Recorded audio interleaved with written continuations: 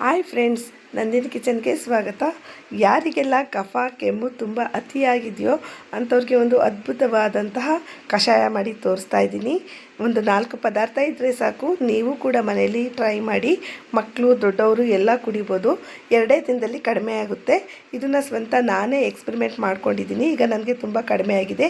ಇನ್ನು ಸ್ವಲ್ಪ ಇದೆ. ಇನ್ನೊಂದು 2 ದಿನ ಟ್ರೈ ಮಾಡಿದರೆ ಕಡಿಮೆ ಆಗುತ್ತೆ. ನೋಡಿ, ಇಷ್ಟು ಪದಾರ್ಥ ಇದ್ದರೆ ಸಾಕು.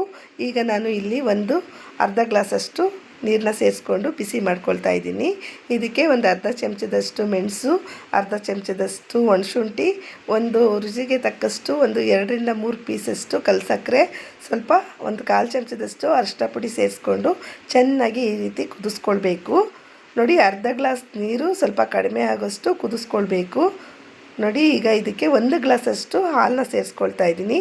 ಲೋ ಫ್ಲೇಮ್ ಮಾಡ್ಕೊಂಡು ಸೇರಿಸ್ಕೊಳ್ಳಿ, ಇಲ್ಲಾಂದರೆ ಹಾಲು ಒಡೆದೋಗ್ಬಿಡುತ್ತೆ. ನೋಡಿ, ಇವಾಗ ಚೆನ್ನಾಗಿ ಕುದಿಸ್ಕೊಳ್ಬೇಕು. ಈ ಥರ ಇದು 3/4 ಗ್ಲಾಸ್ ಹಾಕಬೇಕು. ಅಷ್ಟು ಚೆನ್ನಾಗಿ ಕುದಿಸ್ಕೊಂಡ್ರೆ ನಿಮಗೆ ಅದ್ಭುತವಾದ ರಿಸಲ್ಟ್ ಗೊತ್ತಾಗುತ್ತೆ. ಇದನ್ನು ನಾನೇ ಪ್ರಯೋಗ ಮಾಡಿರೋದ್ರಿಂದ ಎಲ್ಲರಿಗೂ ಕೂಡ ತೋರಿಸ್ಕೊಡ್ತಾ ಇದ್ದೀನಿ. ಇನ್ನು 2 ದಿನದಲ್ಲಿ ನನ್ನ ವಾಯ್ಸ್ ಕೂಡ ಚೆನ್ನಾಗಿ ಬರುತ್ತೆ.